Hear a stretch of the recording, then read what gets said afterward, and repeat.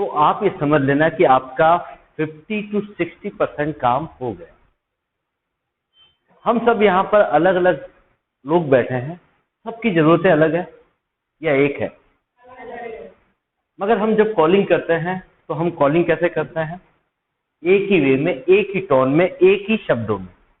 Yes और no? जब जरूरतें अलग अलग है तो कॉलिंग भी तो अलग अलग होनी चाहिए। सामने वाला किस मूड से बोल रहा है, हमें भाषा से समझ में आता था कि वो छोटा उम्र का है या दाना आदमी है या किस तरह का है, कोई इंग्लिश में बात कर रहा है तो पढ़ा लिखा है, ये भी टोन समझ में आता ना। तो उस टोन के हिसाब से हमें चेंज होना मैंडेट है। कॉलिंग जब फर्स्ट हमने इंस्ट्रक्शन किया थ्रू कॉलिंग, तो कॉलिंग के अंदर कई चीजें अगर हमने क्लियरली उसको सुना है। अब क्या है कि तुम लोग क्या है कि घास काटने में उस्ताद हो, क्या हो, ठीक है। अब कैसे है कि यहाँ पर धमाधम सब बैठ गए, हेलो हेलो, हाँ, आपकी जो साउंड है, आपकी जो क्लियरनेस है, वो बड़ी क्लियर होनी चाहिए। हम प्रोफेशनल कॉल कर रहे हैं तो उसको लगना चाहिए प्रोफेशनल कॉल। हाँ, फिर वो अगर वो उसी भाषा में बात करे तो धीरे धीरे आओ उस भाषा में, एकदम से उसी भाषा में मत आओ जैसे आप हो। तो यहाँ पर कॉलिंग के बाद देन आफ्टर जब वो हमारे आमने सामने बैठता है तो खेल वहां से स्टार्ट होता है। और खेल तो सबसे पहले आपके टेलीफोन पे स्टार्ट हो जाता है। यस और नो? मुझे ताजुब है कि वी आर अप्रोक्सीमेटली 1 2 3 4 5 6 7 मतलब अपन अराउंड 12 से ऊपर एवरी टाइम रहते हैं। 2 जने भी अपन ने वैसे 5 का टारगेट ले रहा कि 5 लोग हमारे यहाँ पर विजिट करने चाहिए। अगर ये जिस दिन हो गया इस ऑफिस के अंदर, उस दिन मेरे हिसाब से हमें दुनिया में कोई बीट नहीं कर सकता। और यही मास्टरी मुझे आपके अंदर लेके आनी है। मैंने फ्रीडम इसलिए छोड़ा, मैं बोला बुलाओ एक बार। मैंने आपको क्यों बोला, फर्स्ट टाइम जब हम लोगों ने डिसाइड किया, मेरे पास डाटा काफी, डाटा की कोई कमी नहीं है, नंबरों की कोई कमी नहीं है, मगर आप समझो वो आपके कंट्रोल में नहीं है। यस और नो? और जो आपके कंट्रोल में है वहां पर आप शर्माते हो कि मेरे भाई को क्यों बुलाऊं, मेरे चाचा को क्यों बुलाऊं, मेरे दोस्त को क्यों बुलाऊं, मेरी सहेली को क्यों बुलाऊं। अरे भाई साला, वो भी तो किसी के है। जब अनकंट्रोलेबल नहीं है, कंट्रोल वालों को एक बार बुला लोगे तो आपकी जब सहेली आएगी ना, बोले यार 10 के नाम देना, उसको भी बुलाना मेरे को। मेरा काम ही यहाँ पर है लोगों को बुलाना, और कुछ काम नहीं है। मेरी ड्यूटी यही है, मेरा जॉब यही है कि मुझे यहाँ पर लोगों को इनवाइट करना है। तू कितनी हेल्प कर सकती है? बस बुलाना ही है।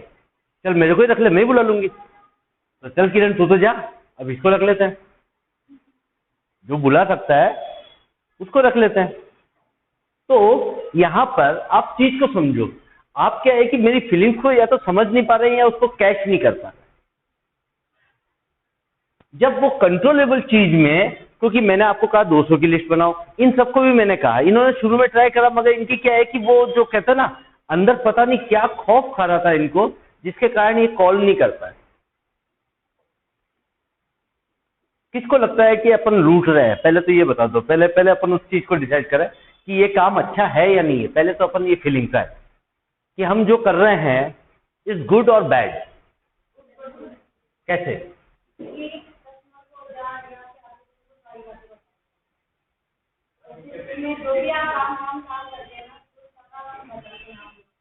कहीं तो ऐसा तो नहीं लग रहा है कि अपन किसी को लूट रहे हैं? कहीं ऐसा तो नहीं कर रहे हैं कि अपन फ्रॉड कर रहे हैं?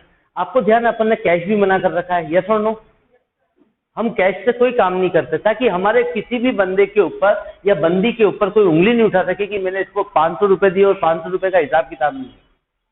क्योंकि कैश आएगा नहीं तो मुझे हिसाब मेंटेन करना ही नहीं है, मुझे अकाउंट किताब देखनी नहीं है। मेरा जो भी बंदा आएगा वो किसी न किसी कंपनी से नाम चेक देगा।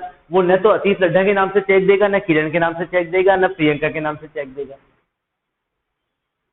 और वो जब और जिस कंपनी का वो नाम का चेक देगा, वो कंपनी इतनी रिनाउंड है कि इसको पूरा हिंदुस्तान क्या पूरा वर्ल्ड जानता है। एचडीएफसी को नहीं जानता है, यूटीआई को नहीं जानता है, आईसीआईसी बैंक को नहीं जानता है। आप बोलो किस किस कंपनी का नाम है आपको जो दिमाग में। एसबीआई को नहीं जानते। अगर आपको लगता है कि ये सब नाम फर्जी है तो एसबीआई को बेच लो। एसबीआई म्यूचुअल फंड भी था अपने पास। भाई अगर अपने को किसी नाम से खौफ है तो आप उस नाम का ले लो। बस एसबीआई बैंक से बोल रहा हूँ, एसबीआई म्यूचुअल फंड से बात कर रहा हूँ, अपने पास 42 नाम है, ऐसे रिनाउंड नेम है जो दुनिया में राज करते हैं। समझ में आ रहा है? तो अभी भी कहीं पे किसी को अगर अंडरस्टैंडिंग नहीं बैठ रही है कि उसको लग रहा है कि हम कोई ऐसा काम कर रहे हैं कि मैं अपने फैमिली मेंबर को नहीं बता सकता, तो आपको मैं बता दूं, अपने में से कई जने ऐसे हैं जिन्होंने खुद की भी म्यूचुअल फंड करा ली है और खुद के घर वालों की भी करा दी है। जैसे जैसे इनकी समझ बढ़ती जा रही है, अब ये इनका इन्वेस्टमेंट घर वालों का भी होता जा रहा है, क्योंकि आपके घर वाले भी तो कमाते हैं, यस और नो? वो भी तो बैंक में पैसा रखते हैं, वो भी तो सेविंग अकाउंट में लेन देन करते हैं। आप नहीं बताओगे तो आपके क्या, आप क्या सोच रहे हो, यहाँ पर आने से पहले आपके परिवार में किसी ने सेविंग नहीं करी, जीवन बीमा नहीं करा रखा पहले? तो मैंने क्या नया करा? मैं भी तो वही कर रहा हूं। जब आपके घर में आके कोई तीसरा बंदा आपके घर से पॉलिसी ले जा सकता है तो हम क्या गुनाह करा हमने? आप पूछना अपने फैमिली से, 100% किसी ने किसी तरह की LIC ले रखी होगी, या किसी ने RD करा रखी होगी, या किसी ने बैंक FD करा रखी होगी, तो कहीं ना कहीं तो बिका गया ना। और अभी भी मैं कह रहा हूं कि अगर आपने अपने कंट्रोलेबल वाले लोगों को नहीं इंट्रोड्यूस किया, नहीं बताया, तो आपके नाक के नीचे से कोई बिजनेस खींच के ऐसे ले जाएगा।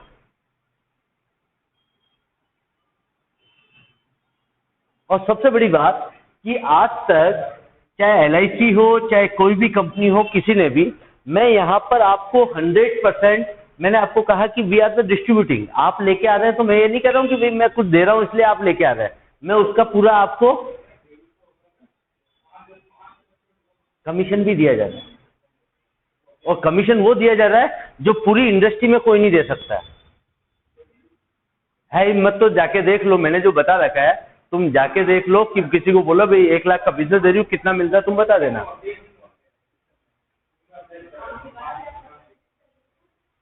चीज वही, करने वाले वही, मगर हमें क्या मिल रहा है उस पर आप कंसर्न, क्योंकि डियर बहुत सिंपल सी चीज है कि एक व्यक्ति ऐसा है जो 1 मिनट में 2,40,000 रुपए कमाता है, उसका पेट अभी तक नहीं भरा। और एक व्यक्ति ऐसा है जो 30 दिन काम करके बोला कि मैं तो 5,000, 7,000, 10,000 के अंदर मेरा पेट क्या, मेरे तो सपने पूरे हो जाते हैं।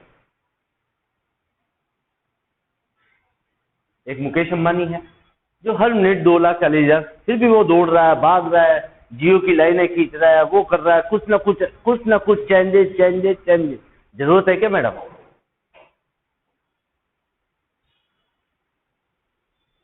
और एक हम कुछ सराउंडिंग एक पर्टिकुलर घेरे के अंदर बंधे हुए हैं, और उस घेरे में से इतना मिल जाए तो मेरी तो अरे सालो, कभी जिंदगी में ना, तुम तो सपने भी कैसे देखते होंगे मेरे को समझ में नहीं आता। कैसे देखते हो सपने? सपने आते बच्चा? फिर वापस जगाते हो, एक ही थप्पड़ लगाते हो, भाई अपने लिए बना ही नहीं है। सपना भी आता होगा तो खुद के एक चाटो लगाते होंगे, बोले ये तो अपने लिए बना ही नहीं है। हाँ या ना? तो यहाँ पर आप समझने की कोशिश करो कि अब जो है टेलीफोन पे सबसे पहले आपको मैंने इतना तुरुप का इक्का दिया कि अगर आप चाहें तो वहां पर सक्सेस ले सकते हैं। अपने कंट्रोल वाले लोगों को अगर आप इनवाइट करते हैं, उनसे आप अपने आप से वादा करें कि मैं उनसे कुछ भी नहीं मांगूंगा, ना तो पॉलिसी मांगूंगा, ना कुछ करूंगा। वो उनको ये बोले कि सर आपके 10 ऐसे मित्रों के नाम दे दो जिससे मैं उनको ऑफिस बुला सकूं, मेरा ये काम है। अब आपका जो आपके नोन थे वो तो बिल्कुल सफर है। अगर आपको डर लगता है तो अपन ने कुछ मांगा, अपन ने यहाँ चाय का कप लाया और उनसे बोला कि सर आप मुझे 10 जनों के नाम कान में बोल दो, उसको 10 जनों के नाम दे दो, मेरे को बुलाने का काम है। और उन 10 जनों के साथ अपन समझा देंगे उनको, क्योंकि उसका रेफरेंस किसके साथ है। आज सपोज करो कि कल मैं और लता दोनों गए थे और वो तुम्हारा नाम भी बोल दिया, बोला वो आपके साथ ही, बोला बिल्कुल 301 से ही, बोला बिल्कुल ठीक है। तो उस बंदे से हमने कुछ नहीं मांगा, क्योंकि मुझे ध्यान था वो कि एक समाज का अध्यक्ष है, वो एक रेपुटेड पर्सन है, वो ब्याज का धंधा करता है, वो सारी चीजें मेरे को दिमाग में आ गई। तो मैं बोला इस आदमी से मांग के अपने आप को खत्म करना है। अब इस आदमी को, क्योंकि ये क्या करता है कि ब्याज देता तो ब्याज देने वाला वैसे ही फंसा रहता है, चाहे वो ब्याज चुका रहा है मगर फिर भी वो दबा रहता है। तो अगर वो कह दे कि भैया तेरे को इसको 10,000 की पॉलिसी देनी है, तो क्या करेगा? देगा। अगर वो स्वर्ण समाज का, स्वर्णकार का अध्यक्ष अपने साथ हो गया और अपने को बोले कि ये गुलमंडी में तुम मेरा नाम लेके घूम सकते हो और लोग तुमसे बिठाएंगे भी, सही चाय भी पिलाएंगे और तुम अपनी बात समझाओ, तो कितनी पॉलिसी आ सकती मैडम? तो मैंने वहां पर क्या करा कि उसको कुछ भी नहीं बताया, उसको बोला कि ये, और फिर उसको परमिशन लेके आ गए कि सप्ताह में हम एक कॉल तो आपको डेली हर बार करेंगे, सप्ताह में एक कॉल, आप जब हमें इच्छा हो तो 10-15 नाम दे देना और हमारा सप्ताह भर का काम चले जाएगा। बाकी मेरे बच्चों की ताकत है कि वो रेफरेंस से रेफरेंस कैसे निकालते हैं।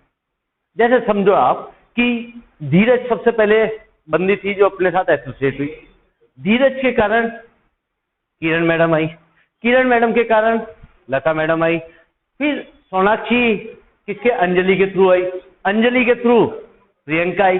तो अतीत लड्डा क्या कर रहा है? तुम क्यों पागल बन रहे हो? तुम अपनी बुद्धिमानी क्यों लगा रहे हो? सर मुझे डाटा दे दो ना। अरे मूर्खों, सॉरी अगर कोई शब्द बुरा लगे तो, अरे जो तुम्हारे कंट्रोल में नहीं तो उनको क्या कंट्रोल में करेंगे? अपने कंट्रोल वालों को तो कर लो। अरे जो रोटी खाता है उसी को तो समझाना है, जो सांस लेता है उसी को तो समझाना है। तुम दूर सी दुनिया में कहां जा रहे हो? समझ पा रहे मेरी बात को? अब जब वो बंदा यहाँ पर आ जाता है तो अब स्टार्ट होता है कि इंश्योरेंस को बेचा कैसे जाए। इंश्योरेंस को बेचने का सबसे अच्छा तरीका है उसकी जरूरत और नीड को, कि सर जैसा कि मैंने बताया कि मैं लाइफ इंश्योरेंस में काम करता हूं, मेरा नाम अतीत लग्जा है, पूरा इंट्रोडक्शन अपना दिया, and then sir this is my visiting card, एक विजिटिंग कार्ड दे बेटा।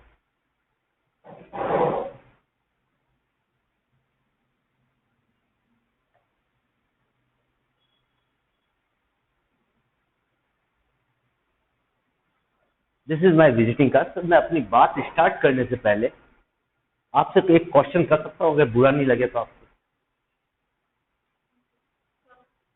तो क्या बोलेगा सामने वाला? करिए। सर अगर किसी कारणवश कल हमारी आंखें ना खुले तो आपकी फैमिली में ऐसे 2 बंदों के नाम लिखिए जो आपके परिवार को संभाल सके।